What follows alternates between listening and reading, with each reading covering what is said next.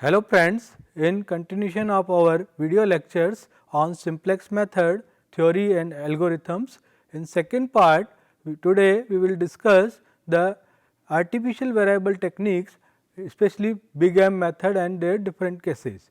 In previous video lectures we have discussed the linear programming problem which has constant of less than equal to sign, and in order to find the initial basic feasible solution we use the slack variables.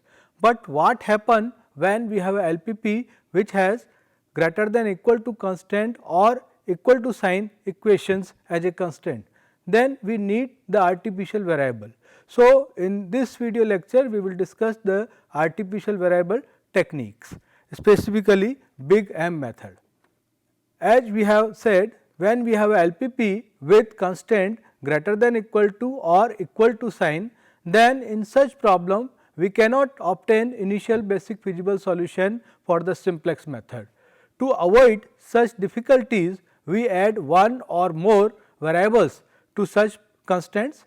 These variables are called the artificial variable, or in other way we can say the artificial variables are those variables which is to be used to obtain the initial basic feasible solution for the solution of linear programming. As the name implies, these variables are fictitious and represent no physical entities. For solution of such LPP, we use the simplex method, and for this we use the artificial variable techniques. Normally, artificial variable techniques include two methods. One is the big M method, which is very important method, and second method is two phase method. So, in this video lecture we will discuss the big M method. Big M method, it is also known as the Karner's M method. In this method we assign very large price minus m to each artificial variable in the objective function. Due to this negative price, the objective function cannot be improved in the presence of artificial variable. So, these artificial variable are removed from the basis matrix first. So, we in big M method we assign the minus m cost to the artificial variable in the objective function, so that these variables can be easily removed from the basis in the next simplex table. So, this is the basic idea behind this method, and whenever we have artificial variable we assign the cost of artificial variable in the objective function minus m, where m is a very large quantity. Normally we can say m tends to infinite.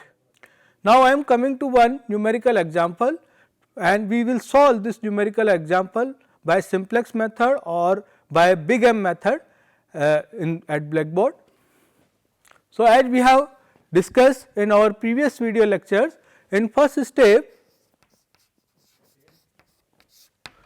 we check whether this LPP we can apply the simplex method or not. For this we have two conditions. One is your LPP must be of maximization LPP, but here we can see the problem is of minimization. So, first we need to convert this minimization problem into maximization problem by simply multiplying the objective function with minus 1. So, we have a new objective function z dash, it is equals to minus z, it becomes minus x1 minus x2. Okay. And the second condition was all b's must be positive. So, here we can see all b, this is 4 and 7, b are positive. So, this condition is satisfied.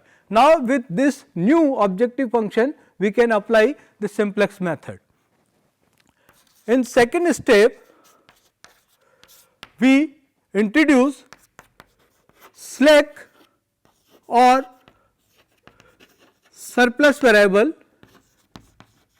to convert this system of inequality into system of equations. So, in first constant we have a 2x1 plus x2 greater than equals to 4. As we have a greater than equals to constant, so we will subtract a surplus variable here to make this inequality into a equation. So, we will have 2 x1 plus x2 minus s1,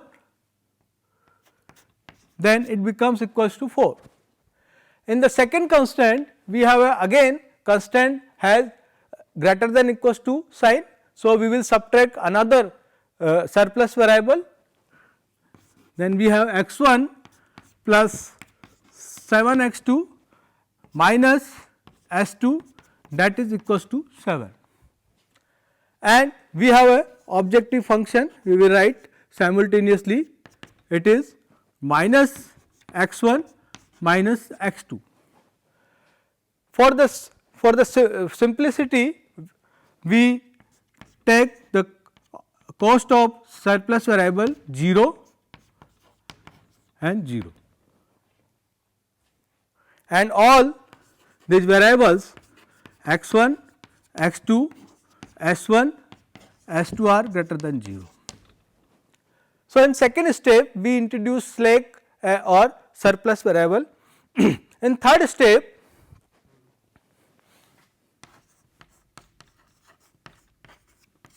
we obtain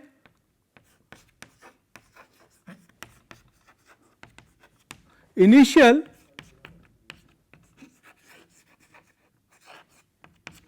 basic feasible solution. Here, by the definition of basic feasible solution, we know that we have to put n minus m variable equals to 0, so that the coefficient determinant of the coefficient of the remaining m variable should be non-zero.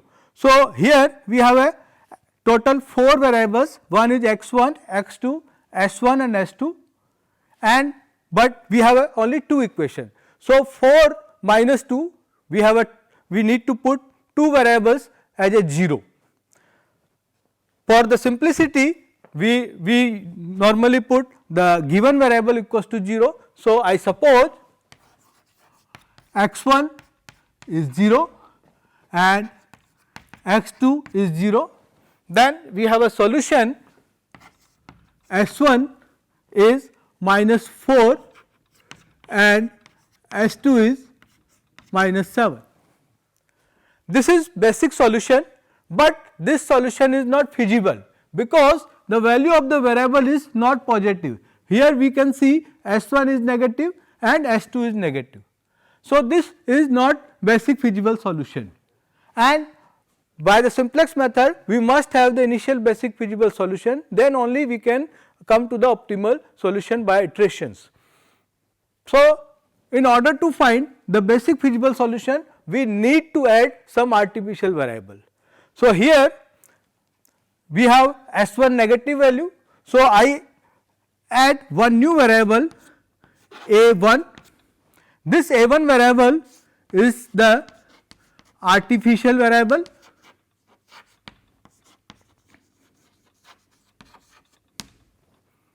and again the value of s2 is also negative. In the second equation I also assign add one new variable a2, this is also artificial variable.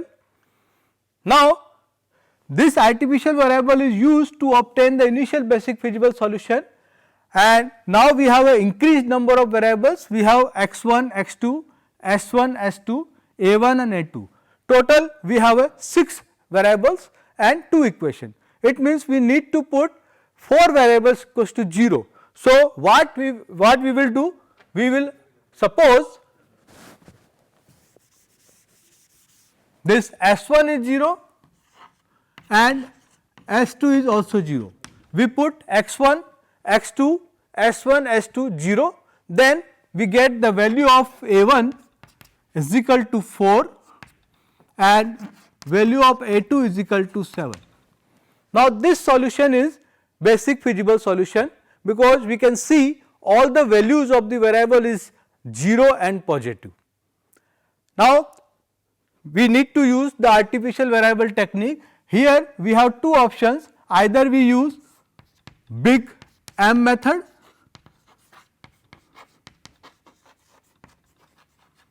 and second method is two phase method.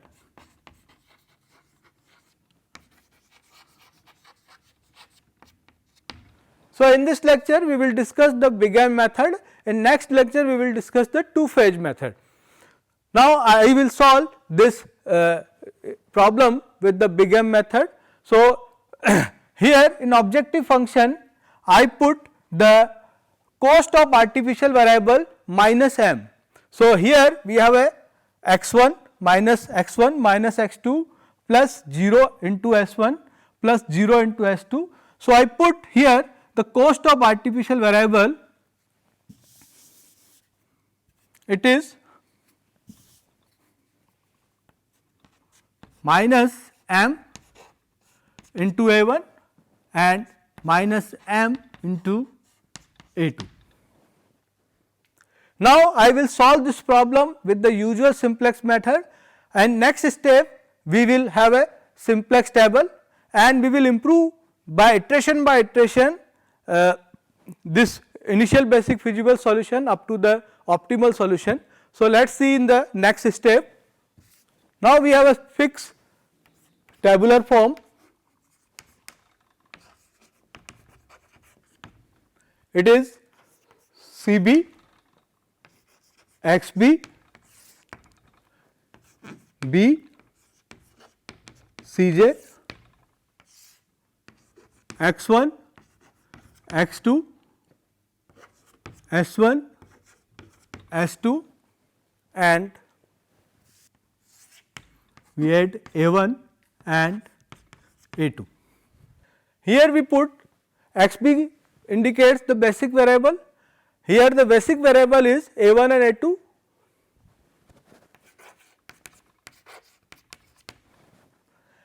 CJ indicate the cost of variables, the cost of variable x1 is minus 1, cost means the coefficient in the objective function. So, coefficient is minus 1, 0, 0, cost of artificial variable is minus m. So, cost of basic variable, that is A1 and A2 we put here minus m and minus m. B is the right hand side part, that is 4 and 7, and here we put the coefficient matrix of the system of equation, it is 2, 1, minus 1, S2 is not present there. So, the coefficient of S2 will be 0 and A1 coefficient is 1, A2 is not present in the first equation. So, the coefficient of A2 is 0, 1, 7, 0, minus 1 and 0, 1. So, as a usual simplex method we will write the first simplex table and we can see corresponding to the basic variable we have the column of unit matrix 1 0 and 0 1. This is important. Now, we will calculate the value of Zj minus Cj. The whole procedure we have discussed with the example in our previous lecture. So, Zj minus Cj we will calculate column wise corresponding to x1, x2 and s1, s2 all. So, we will multiply the corresponding element with the CV and then calculate. So, 2 into minus m minus 2m plus 1 into minus m, it is minus m, total becomes minus 3m. Then we will subtract Cj, when we subtract it becomes plus 1 because Cj is minus 1. Then corresponding to x2 we have 1 into minus m plus 7 into minus m, total becomes minus 8m plus 1. Corresponding to S1 we have a plus m, 0 into minus m, it is 0, Cj is also 0. So, corresponding to S1 we have positive plus m cost. Similarly, for corresponding to S2 we have M. For basic variable the Zj minus Cj is always 0. So, we write Zj minus Cj 0 corresponding to A1 and A2. Now, we will see which is the entering vector. For this we see the most negative Zj minus Cj vector will be the entering vector in the basis. So, here M is a very large quantity, M tends to infinity. So, corresponding to x1 we have Zj minus Cj is minus 3m plus 1, corresponding to x2 it is minus 8m plus 1. So, most negative is corresponding to x2. So, this is the entering vector. So, x2 is entering vector. Now, I will calculate the minimum ratio. We have discussed we calculate the minimum ratio by this formula B upon Xij, where Xij is greater than 0. So, we calculate the minimum ratio of columns of x2 with B. So, what minimum ratio we will have? I write here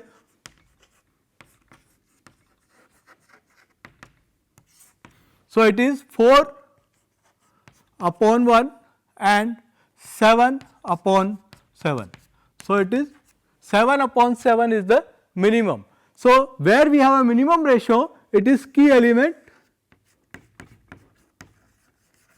and corresponding to key element the variable in the basis will be outgoing.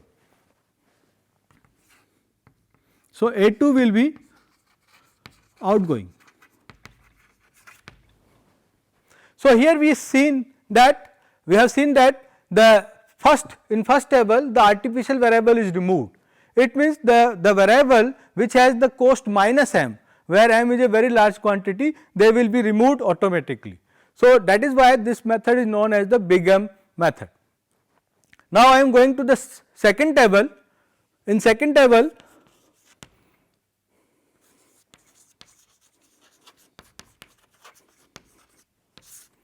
we write Cb Xb B Cj.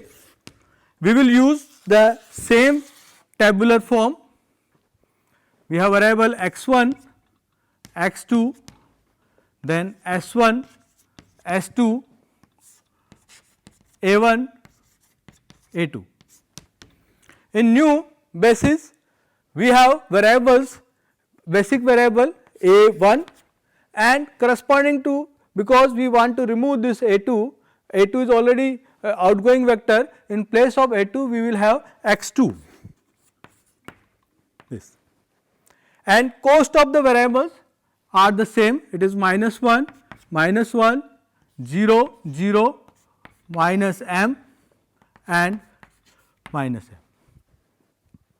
So, cost of a1 is minus m and cost of x2 is minus 1. Now, as we know, corresponding to basic variable we must have the columns of unit matrix, it means corresponding to a1 we must have 1 0 and corresponding to x2 we must have 0 1. So, it means this key element we want 1 and this 0 I want this 1 I want 0 in next table. So, we use the key element row and all the multiplication division we will do with the key element row and then we will subtract or add into the another row. So, we use the key element row to make this 7 1. What I will do? I will do the row operation on the second row, I will divide the whole row by the 7. So, first operation in second row I will do R2 by 7. So, we have 1 by 7, 1 minus 1 by 7, sorry it is 0, 0 by 7 it is 0, corresponding to S2 we have a minus 1 by 7, 0 and 1 by 7. Now, I want to make this 1 0 with the help of key element. What operation I will do? I will multiply the second row with 1 by 7 and then subtract. So, in first row I will do operation R1 minus 1 by 7 R 2. So, 1 by 7 then R 1. So, 7 into 1 by 7 1, when we subtract it from 4 we will have 3. 1 by 7, 2 minus 1 by 7, it is 13 by 7. 1 by 7, 1 becomes, it becomes 0. When we multiply 0 with 1 by 7, it remains the same. When subtract, it remains the same, it is minus 1. And when we multiply 1 by 7, then subtract, it becomes positive and it is 0. So, when we multiply and subtract, it is same, and when we multiply 1 by 7 and subtract, we will have minus 1 by 7. Now, in the new table we can see corresponding to A1 we have 1 0 and corresponding to x 2 we have a 0 1. It means we start from the basis variable A1 A2 in the, now in the second table we have improved the solution and x 2 is our new basic variable. Now, again we will check the value of Zj minus Cj. If all the value of Zj minus Cj becomes positive, then it means we have reached at the optimal solution, otherwise we will repeat the same procedure. So, let us see what will be the value of Zj minus Cj. So, it is minus 13 by 7 multiplied by minus m minus 1 by 7 when we subtract minus Cj. So, plus 1. So, it is 1 minus 1 by 7, it is 1 minus 1 by 7. So, it becomes 6 by 7 plus corresponding to x 2 is basic variable. So, it is 0 and when we multiply minus 1 with plus minus m. So, we will have m only because Cj is also 0. Corresponding to S 2, 1 by 7 is multiplied by minus m. So, we have minus m by 7 and minus minus plus 1 by 7. Corresponding to A1 we have a 0, and now one more point, once the artificial variable is removed, it will never enter into again in the basis. So, there is no need to calculate the value of Zj minus Cj, because it will be always positive. We can verify this, whatever we will multiply, it means it is minus 1 by 7 is multiplied with the minus m, it becomes m by 7, and when we subtract minus m. So, we will have 8 by 7 m plus some quantity. So, this is the positive quantity.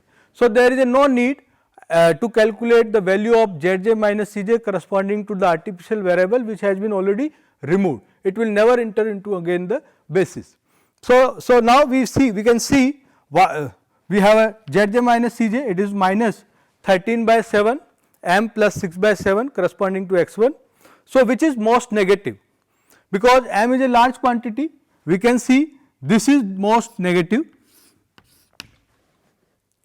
this is 0, this is positive, this is m minus m by 7 and 0 and it is positive. So, most negative is this. Now, x 1 will be the entering vector.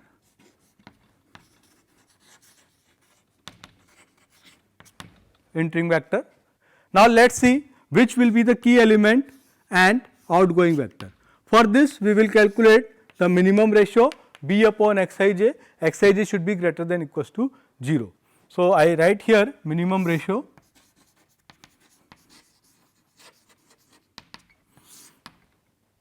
it is 3 upon 13 by 7.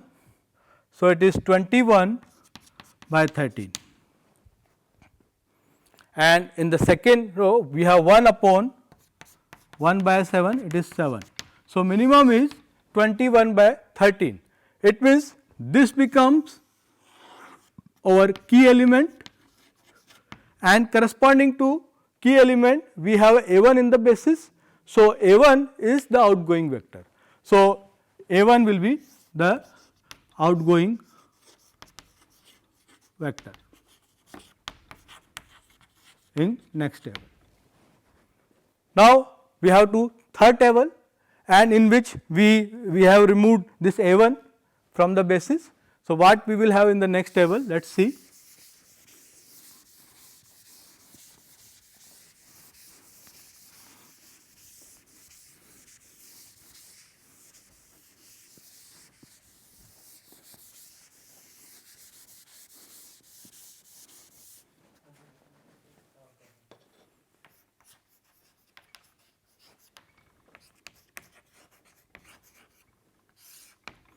In same format we write CB, XB, then B, CJ, variables x1, x2, s1, s2. There is no need to write the values corresponding to artificial variables once they removed, because A2 has been removed in the first table, A1 is removed in the second table. So, always the value of Zj minus Cj will be positive for them.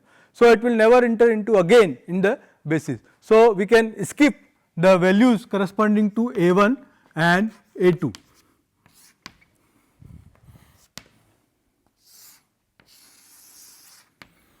Now, the cost is the same, minus 1, 0, 0, minus m, minus m.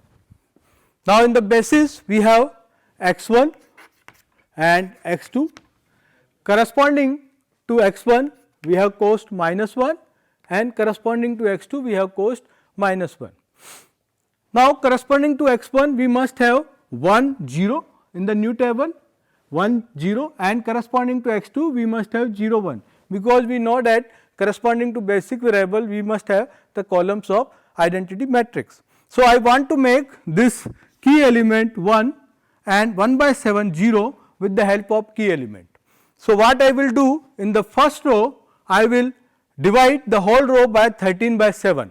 So, in first operation I will do R1 upon 13 by 7, or we can multiply the first row by 7 by 13. So, what will be the values when we multiply this first row by 7 by 13, we have 21 by 13 1, then it is 0, it becomes same, minus 7 by 13 minus plus 1 by 13, and there is no need to calculate value corresponding to A1 and A2. So, to make this 0, what I will do? I will multiply the first row by 1 by 13 and then subtract. So, second row I will do R2 minus R1 multiplied by 1 by 13. So, when I multiply the first row 1 by 13 and then subtract, what I will have? 1 minus 3 by 13, that is 1 by 3 by 13, 1 minus your 3 by 13, it is 10 by 13. When I multiply this 1 by 13 and then subtract, we will have 0, it is already 0. So, whatever we will multiply then subtract, it will remain the same, it is 1. When we multiply 1 by 13 and then subtract, so it becomes plus 1 by 13. When I multiply 1 by 13 and then subtract, so we will have minus 1 by 7 minus 7 into 13. So, I am just calculating 7 into 13. So, we have a value here, it is the last value minus 14. So, it is minus 2 by 13. So, here we have value minus 2 by 13 and values, right. So, there is no need to calculate value corresponding to the artificial variable. Now, again we see the value of Zj minus Cj. We will calculate the net evolution. We are in the third table, we check whether we reach at the optimal solution or not. If again we have a Zj minus Cj negative value, then we repeat the whole procedure. So, let us see Zj minus Cj corresponding to x1 and x2, it will be 0 because x1 and x2 are basic variable. So, directly we can write it is 0. Now, corresponding to S1 minus 7 by 13 multiplied by minus 1, it becomes plus 7 by 13 plus 1 by 13 is multiplied by minus 1. So, 7 by 13 minus 1 by 13, it is 6 by 13. Corresponding to S2, 1 by 13 is multiplied by minus 1. So, we have minus 1 by 13 plus minus 2 by 13 is multiplied by minus 1. So, we have a 2 by 13. So, 2 by 13 minus 1 by 13, we have a 1 by 13, and Zj minus Cj corresponding to artificial variable will be positive. There is no need to check these values. Now, we see all the values of Zj minus Cj corresponding to the variables in the tables are positive now. It means we have reached at the optimal solution. Here in final table we can see all the values of Zj minus Cj corresponding to x1, x2, s1, s2 are positive. It means we have reached at the optimal solution and our optimality criteria is satisfied. So, in this case our optimal solution is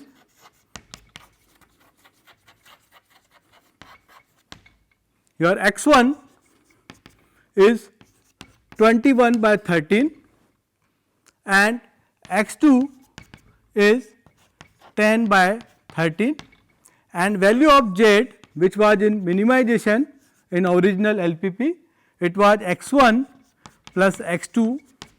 So, it becomes 31 by 13. This is the answer by big M method.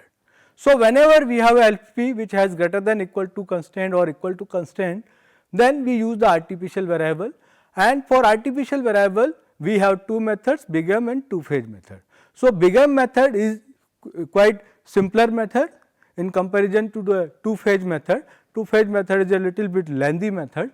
So, by this method we have solved this numerical examples. Now, I am coming to the different cases in big M method. So, let us see what are the different cases. Case first, in final simplex table we have the optimality criteria is satisfied and all artificial variable is removed from the basis. So, if in final simplex table the basis contain no artificial variable and the optimality criteria is satisfied, then that current solution is basic feasible optimal solution of the problem. And in this numerical example we have seen in the final simplex table we do not have the artificial variable in the basis. So, we have the optimal solution. So, this numerical example was the case first for the inconsistency and redundancy of in LPP. Now, what happened when we have an artificial variable present in the basis with 0 value. So, this is case second. If in the final simplex table one or more artificial variable appears in the basis at 0 level, it means its value of artificial variables are 0 and the optimality criteria is satisfied, means Zj minus Cj is greater than equals to 0 for all the variables, then again the system is consistent and we have the optimal solution of the problem. So, if artificial variable is appear in the final simplex table, but its value is 0, then again we have a optimal solution of the problem. But in that case that column will be redundant. So, in this case if Yij variable Yij is equal to 0 and for all j and xBr is equal to 0 and r corresponding to the row containing an artificial variable, then that rth constant equation is redundant. In that case, that the constant which has artificial variable becomes redundant. There is no need of this constant additionally. So, this is the case second.